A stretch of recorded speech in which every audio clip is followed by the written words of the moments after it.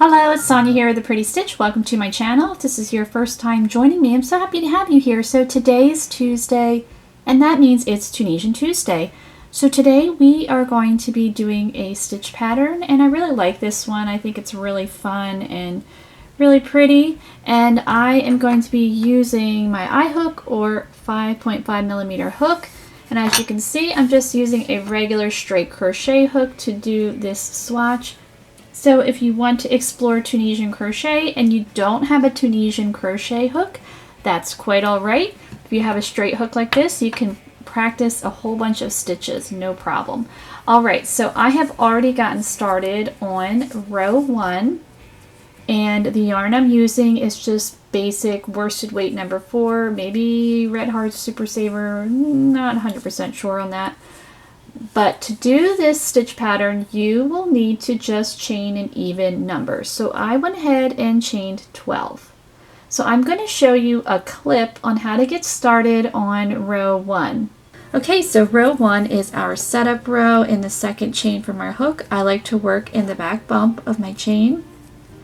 I am going to pull up loops. Now you don't have to work in the back bump, that's just my preferred method.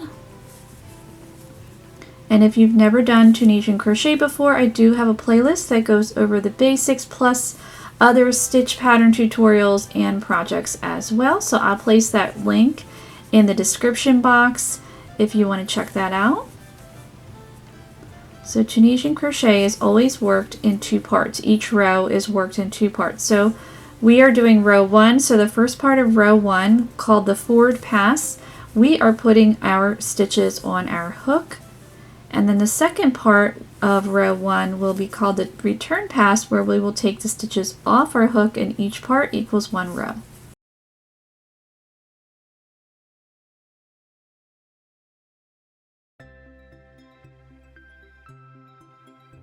Okay, so I have my loops on my hook, and the amount that I chained will be the amount that is on my hook. So I have 17 loops because I chained 17. So let's work the second part of row 1.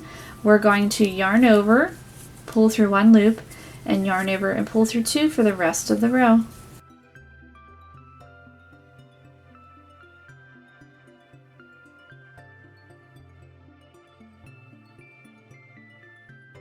Okay, so there we go. There is row 1. Okay, so we are back and we're going to get started on row 2, and this is just a 2-row repeat for this particular stitch pattern.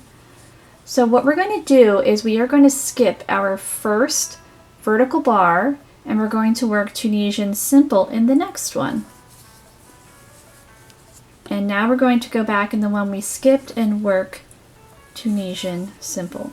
So we're just crossing those 2 bars, and we're going to do that all the way across. So you're going to skip the next one, work Tunisian simple in the next, and go back in the one that you skipped and work Tunisian simple. And we're just going to keep going.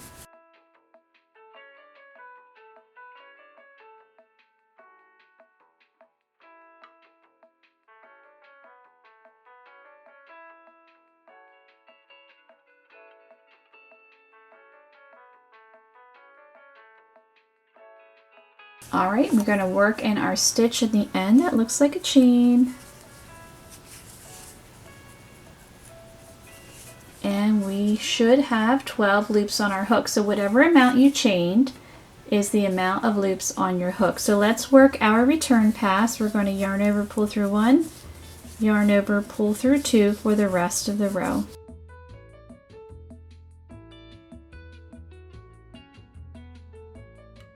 Alright, so there is row 2. So let's begin row 3.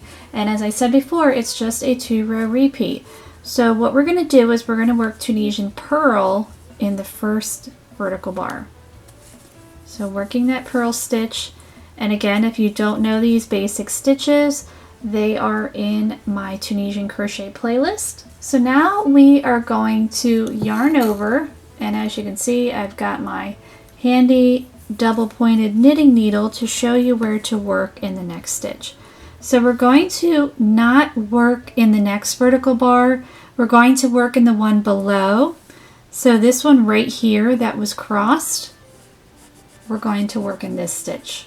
So you have your yarn over, we're going to go into that stitch below the vertical bar, so the crossed one, so the one that's right here and it's slanted that way. We're putting our hook in there. And we're going to yarn over, pull up a loop, and now we're going to yarn over and pull through 2. And we're going to repeat. So we're going to work Tunisian purl in the next stitch, yarn over, work in the stitch below, yarn over, pull up a loop, yarn over, pull through 2. And we're just going to keep repeating that across.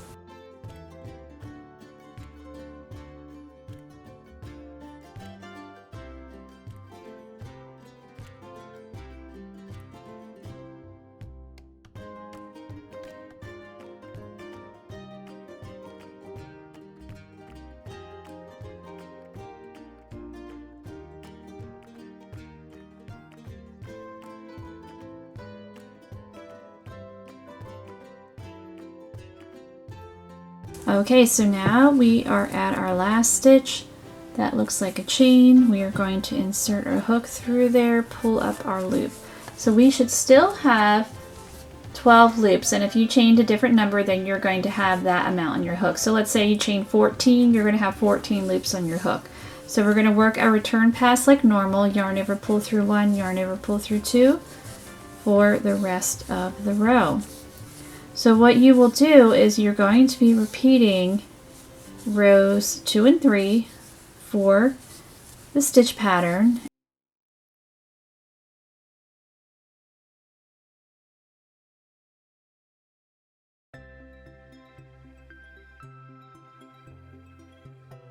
Okay, so here it is. I've worked 11 rows and I think it's a really neat textured stitch, and it does lay relatively flat. So now we are going to bind off, and we're going to bind off. We ended on a row 3, we're going to bind off doing a row 2. So we're going to skip our first stitch and we're going to work Tunisian simple bind off in the next. So we're going to work the simple and then work that slip stitch to bind off. Now we go back in the one we skipped and do the same thing. And you want to make sure you have a nice relaxed hand when you do this so that your stitches don't get too tight.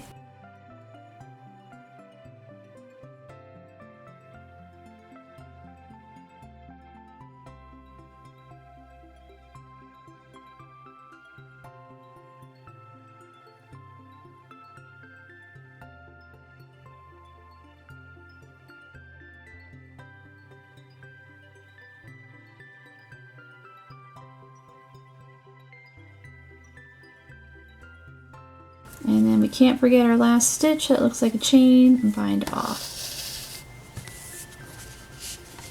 And there we go. And again, I do think it's a neat stitch. It could be used in a variety of projects, like hats, blankets. I think this would actually be really neat in a blanket. It's just got a really nice texture, and I just think it's a really fun stitch. I did make another swatch, and I used a J hook for this one. And the yarn is more of a decate weight yarn, so you can see it using just a slightly different weight yarn and using a larger hook. So this was a J hook or a 6mm hook. And then I made a really, just a little swatch. So here is another one. This is more like number 2 yarn. I did not bind off with this one, and I used a G hook or a 4.25mm hook. So you can just see the differences using different weight yarn and different sized hooks. In all of them, I think it's just a beautiful stitch. So I hope you enjoyed this tutorial, and if you did, please like and subscribe, and thank you so much for watching.